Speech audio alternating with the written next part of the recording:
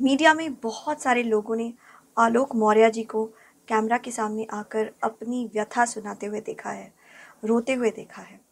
उनका दर्द देख के बहुत सारे लोगों को उनके साथ सांत्वना हो गई और बहुत सारे लोग सोचने लगे कि ये कितनी अजीब सिचुएशन है, कितना बुरा सिचुएशन है। लोग ये स्टोरी एक दूसरे को फॉरवर्ड करने लगे, गॉसिप करने लगे। अगर आप जानना चाहते हैं कि हाई प्रोफाइल अफेयर्स के पीछे की साइकोलॉजी क्या है, तो इस वीडियो को आखिर तक देखिए। नमस्कार, मैं मनोवैज्ञानिक डॉक्टर मयूरिका दास विश्वास। स्वागत है आपका योर सर्वाइवल मॉडल में। मेरा ये वीडियो बनाने का उद्देश्य ये नहीं है कि मैं किसी के ऊपर दोष लगाऊं या फिर गॉसिप करूं आपके साथ, लेकिन मुद्दा ये है कि इस घटना से हमें क्या साइकोलॉजी सीखने मिल सकती है। आलोक मौर्य जी जो यूपी में एक सरकारी नौकर है, क्लास 4 एम्प्लॉय है, उन्होंने अपनी पत्नी एसडीएम ज्योति मौर्य के ऊपर ये आरोप लगाया कि उनका अफेयर चल रहा है साथ के ही एक होमगार्ड के साथ, मनीष दुबे के साथ। उन्होंने उनके ऊपर बहुत ज़्यादा इमोशनल टॉर्चर किया हुआ है, उनकी बच्चियों से उनको अलग कर दिया है। वो बहुत दुखी है, वो अपनी शादी को तोड़ना नहीं चाहते, वो शादी बचाना चाहते हैं और लोगों से मदद मांग रहे हैं। एसडीएम साहिबा ने कैमरा के सामने आके बाद में कहा कि उनका एक डिवोर्स का केस चल रहा है। उन्होंने आरोप लगाया कि उनके पति ने झूठ बोल के उनसे शादी की, कहा कि वो पंचायत में बड़े ऑफिसर है, लेकिन वो असल में सरकारी कर्मचारी, सफाई कर्मचारी है। उनका फ़ोन ट्रैक किया गया है और इन सारी बातों को लेके उनका केस चल रहा है। अफेयर के ऊपर उन्होंने कुछ भी कहने से मना कर दिया। हम में से बहुत सारे लोगों को आलोक जी के साथ सांत्वना होने लगी। क्यों? क्योंकि हमारे अंदर मिरर न्यूरॉन्स हैं। जब भी हम किसी को कोई स्ट्रॉन्ग इमोशन एक्सप्रेस करते हुए देखते हैं, हमारे मिरर न्यूरॉन्स उसको कॉपी कर लेते हैं और हमें उस इमोशन को फील करने में मदद करते हैं। उनकी आंखों के आंसू, उनके इमोशन को देखकर हम भी उस पीड़ा को महसूस कर पाते हैं। हमें लगता है कि उफ़, इस इंसान के साथ बहुत बुरा हो गया। मिरर न्यूरॉन्स के वजह से हम एक कम्युनिटी बन पाते हैं, एक दूसरे के दर्द को समझ पाते हैं, एक दूसरे के साथ कनेक्टेड रह पाते हैं। लेकिन याद रखिएगा कि इंसान बहुत ही एक जटिल प्राणी है। वो कई बार अपने इमोशंस को फेक भी कर सकता है। मैं नहीं कह रही हूँ कि इस केस में इंसान ने अपने इमोशन को फेक किया है। हो सकता है कि ये फेक इमोशंस है और हो सकता है ये बिल्कुल जेन्युइन इमोशंस है। लेकिन हमारे लिए ज़रूरी है कि जब हमारे मिरर न्यूरॉन्स ट्रिगर हो जाए और हम सिंपैथेटिक फ़ील करने लगे, उसके थोड़ी देर बाद हम अपने आप को क्रिटिकल क्वेश्चंस भी पूछे। क्या ये फेक हो सकता है? क्या इस कहानी का कोई दूसरा रूप भी हो सकता है? क्या यहाँ पे कुछ ऐसी सच्चाइयाँ भी है जो हम नहीं देख पा रहे हैं? क्या ऐसा इन्फॉर्मेशन है जो हमारे सामने इस वक्त नहीं है? अगर वो इन्फॉर्मेशन हमारे सामने होता तो शायद हमारा परसेप्शन, दृष्टिकोण बदल जाता। हमारा दूसरा इमोशन इस घटना को देख के ये है कि हम गुस्सा महसूस करते हैं एसडीएम ज्योति मौर्य के प्रति, क्योंकि हमें लगता है कि वो हमारी स्क्रिप्ट आइडियल बहू को बिल्कुल मैच नहीं कर रही है। हमने सभी ने सूर्यवंशम फिल्म देखी है, जहाँ पे एक ट्रांसपोर्ट में काम करने वाला आदमी अपनी बीवी को कलेक्टर बनने में मदद करता है, एनकरेज करता है और फिर उसकी बीवी रिटर्न में उसे आगे ग्रो करने में मदद करती है और उनकी ज़िंदगी खुशहाली से भर जाती है। लेकिन यहाँ पे हम देख रहे हैं कि एक क्लास 4 एम्प्लॉई ने कहा है कि उन्होंने अपनी बीवी को शादी के बाद कलेक्टर बनने में मदद की, आईएएस ऑफिसर बनने में मदद की, लेकिन अब ये सिचुएशन हो जाने के बाद, सक्सेस मिल जाने के बाद, अब उनकी पत्नी उनसे दूर जा रही हैं। तो हमारा जो स्क्रिप्ट है कि सक्सेसफुल हो जाने के बाद इंसान को कृतज्ञ होना चाहिए, वो स्क्रिप्ट हमें ऐसा लग रहा है कि ज्योति मौर्य उसे फुलफ़िल नहीं कर रही है। और जब भी कोई चीज़ हमारे स्क्रिप्ट के बाहर जाने लगती है, तो तब हमें गुस्सा आने लगता है, हम अनकंफर्टेबल हो जाते हैं। हमें लगता है कि दुनिया हमारे स्क्रिप्ट से ही चलनी चाहिए। लेकिन मेरे दोस्त, दुनिया हमारे स्क्रिप्ट से नहीं चलती। दुनिया में अनगिनत स्क्रिप्ट्स हैं और अनगिनत स्क्रिप्ट्स डिसाइड करते हैं कि लोग किस तरीके से व्यवहार करेंगे। सिंपैथी और गुस्सा फील करने के बाद हम में से ज़्यादा लोगों का क्या रिएक्शन है?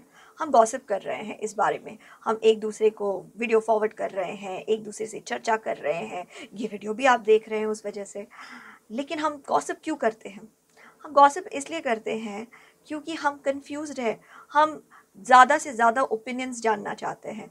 हम नहीं जानते हमें क्या ओपिनियन बनाना चाहिए, हमें कौन सा पक्ष लेना चाहिए, पूरा सच क्या है, पूरी तरीके से सही क्या है, पूरी तरीके से गलत क्या है। हम एक ब्लैक एंड वाइट परसेप्शन हमेशा बनाना चाहते हैं। हम एक क्लियर परसेप्शन बनाना चाहते हैं कि ये इंसान बिल्कुल सही है, ये इंसान बिल्कुल गलत है। और जब तक हम वो नहीं बना पाते, हम विडंबना में रहते हैं, कन्फ्यूजन में रहते हैं। इसलिए हम ज़्यादा से ज़्यादा इन्फॉर्मेशन जमा करने की कोशिश करते हैं, ज़्यादा से ज़्यादा लोगों से बात करते हैं, ज़्यादा से ज़्यादा टिप्पणी जमा करने की कोशिश करते हैं, जो बेसिकली गॉसिप है। लेकिन हमारा लक्ष्य है क्लैरिटी पाना, हमारा लक्ष्य है कि हम चीज़ों को ब्लैक और वाइट में कैटेगराइज करना। अब सच ये है कि ज़िंदगी में कुछ ही चीज़ें हैं, बहुत कम चीज़ें हैं जो पूरी तरीके से वाइट है या पूरी तरीके से ब्लैक है। बहुत सारी चीज़ें ग्रे शेड्स में होती है, न तो पूरी अच्छी न पूरी बुरी, न तो पूरी हेल्दी न पूरी अनहेल्दी। हमें हर मोमेंट में अपना कॉन्शियसनेस लगा के, अपना इंटेलिजेंस और जजमेंट लगा के समझना होता है कि हमें क्या चॉइस लेना है। हमें हर क्षण अपनी समझ लगा के, कॉन्शियसनेस लगा के, इंटेलिजेंस जजमेंट लगा के ये सोचना है कि हमें क्या चॉइस लेना है, क्या ओपिनियंस बनाने हैं। और कभी भी अपने चॉइसेस और ओपिनियंस को फिक्स्ड मत रखिए कि ये मैंने मान लिया तो मान लिया, क्योंकि चीज़ें ग्रे होती है, कभी ज़्यादा ब्लैक कभी ज़्यादा वाइट। तो इसलिए अपने ओपिनियंस और चॉइसेस को भी समय के अनुसार, अपने गोल के अनुसार बदलते रहिए। इस पूरे घटनाक्रम में हम इतने ज़्यादा इंटरेस्टेड हैं, लेकिन हमारे लिए मेन सवाल क्या है यहाँ पे? इसमें हमारा क्या लेना देना है? इसमें हमारे लिए 3 मेन सवाल है। पहला सवाल ये कि कैसे पता चले कि आपका पार्टनर आपको धोखा दे रहा है। दूसरा सवाल ये क्या करें हम कि हमारा पार्टनर हमको धोखा ना दे।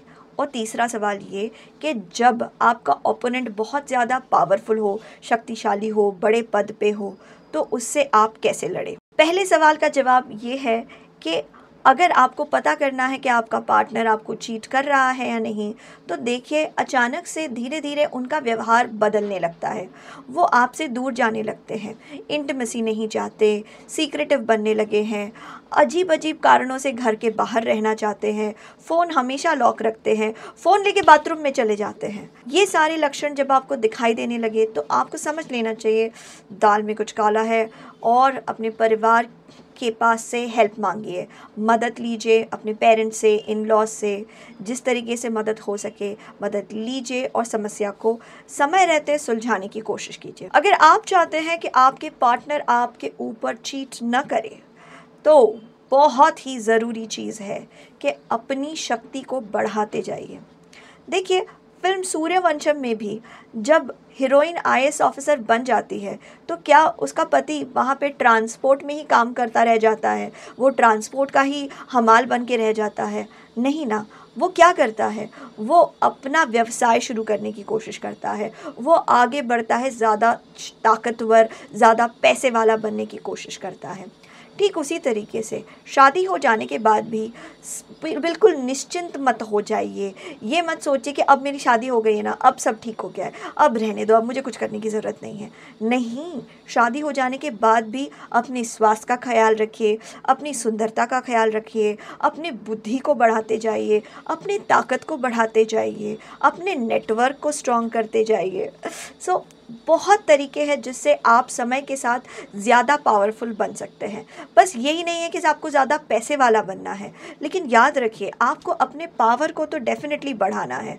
अगर आप धीरे धीरे अपने पार्टनर के कंपैरिजन में बहुत कमज़ोर हो गए, तब आपके पार्टनर को आपसे इंटरेस्ट कम होने लग सकता है। आखिरी बात कि अगर किसी पावरफुल एनिमी से लड़ना है, तो फिर याद रखिए कि आपको 3 चीज़ें बहुत काम आएंगी: रिसर्च, पेशेंस और प्लानिंग। और इन सारी चीज़ों के बारे में ज़्यादा जानने के लिए चैनल को सब्सक्राइब करो। जब जब मैं कोई कोर्स पढ़ाती हूँ उस कोर्स को ज्वाइन करो। जैसे इस वक्त मैं स्टडी ग्लोस पे डार्क साइकोलॉजी पढ़ा रही हूँ और 20 जुलाई से क्लासेस शुरू हो जाएंगे हर थर्सडे और सैटरडे को। तो फिर आप ज़रूर डार्क साइकोलॉजी के क्लास में मुझसे मिले और मुझसे सीखें कि ज़िंदगी में हम सीख सीख के आगे कैसे रह सकते हैं। आपके मूल्यवान समय के लिए धन्यवाद।